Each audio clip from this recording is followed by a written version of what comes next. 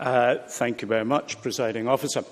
Slightly surprised not to hear Neil Findlay claim Samuel Ryder as a working-class hero, because, of course, Samuel Ryder was born in relatively humble circumstances. His father was a gardener and his mother was a dressmaker. And Samuel built his business from his little shed at the back of his terraced house at the end of the garden, where he was the first person to send out penny packets of seeds.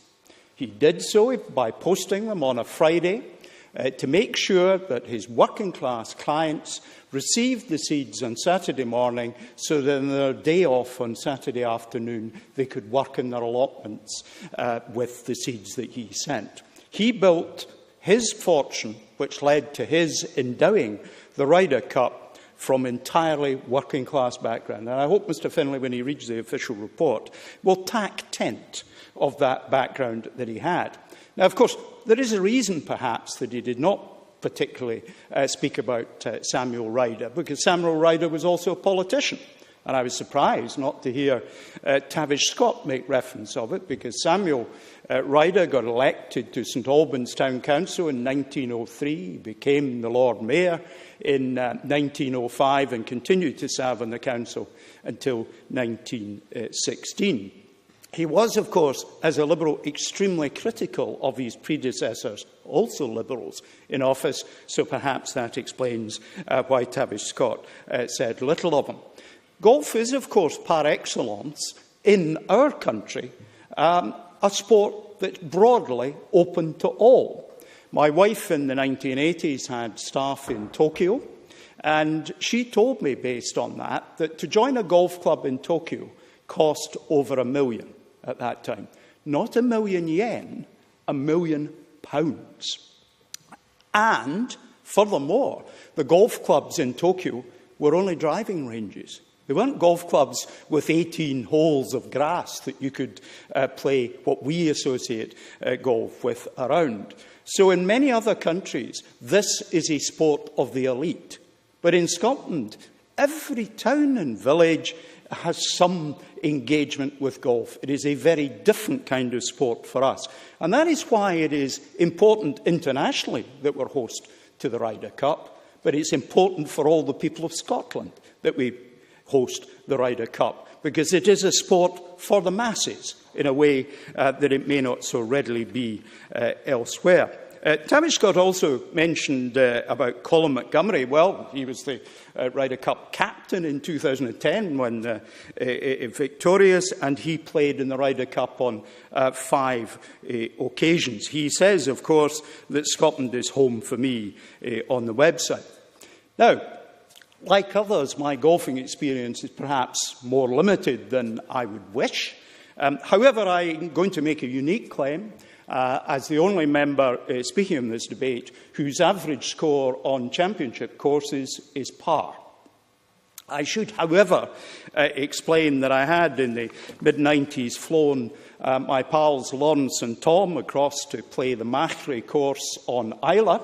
I walked round with them. We came to the 10th hole, the Machrie Burn hole, a formidable hole with a water hazard to the left, a water hazard to the right, some standing stones that your ball could bounce off. But it was par 3, and it was only 110 metres. I was handed a club.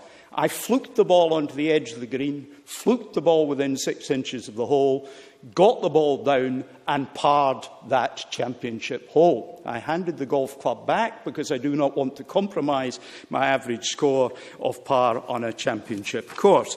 I thoroughly enjoyed the experience, and hopefully, when time permits in future, I will return to the subject of golf.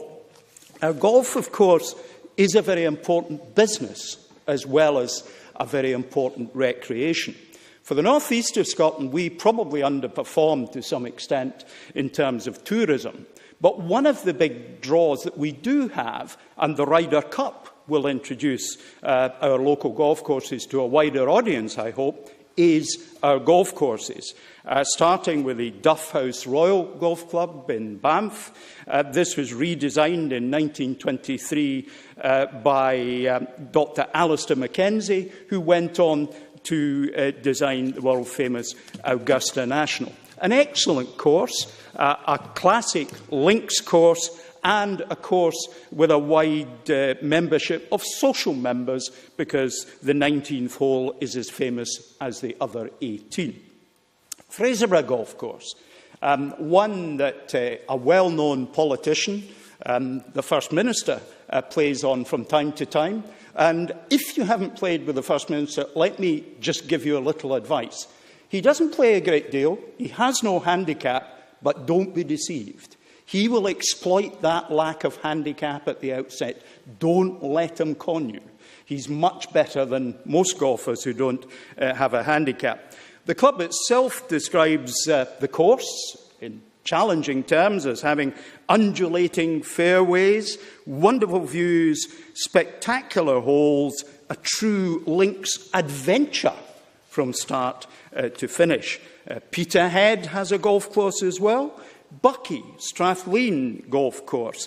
It's not an immensely long golf course, it's some 600 yards, but it's a cliff-tops course that may see you being as friendly as you can be on a golf course and to golf balls by not striking the ball very often because it goes off and makes its own way in life. Cullen Golf Course is described as one of the top 100 in the world. That was designed by Tom Morris. So our connections with golf's greats in the North East are quite substantial.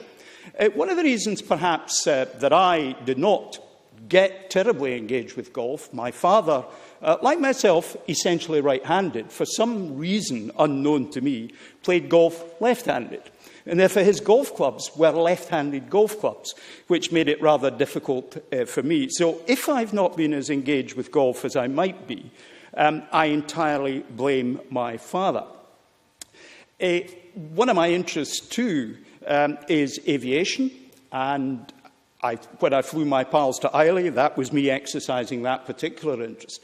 At Edinburgh Airport, we used to, a light aircraft, fly into our own runway. No longer available. The airport's got too busy and the space was needed for other things. But we used to fly over Turnhouse Golf Course. And we used to occasionally, on our approach to the golf course, get hit by golf balls. I'm not quite sure whether that alarmed the pilots more than the golfers, but at least when you skied a drive, we were there to knock it back onto the fairway. And a number of our aircraft ended up with dents. In conclusion, Presiding Officer, let me just leave you with one little fact. There are very few sizes of golf clubs, and there's a good reason. If you actually stand beside somebody, perhaps a foot different in your height, you'll find that your knuckles are the same height off the ground as theirs are, within 3 inches. So golf is accessible to all because everybody can use the same set of golf clubs. Presiding Officer.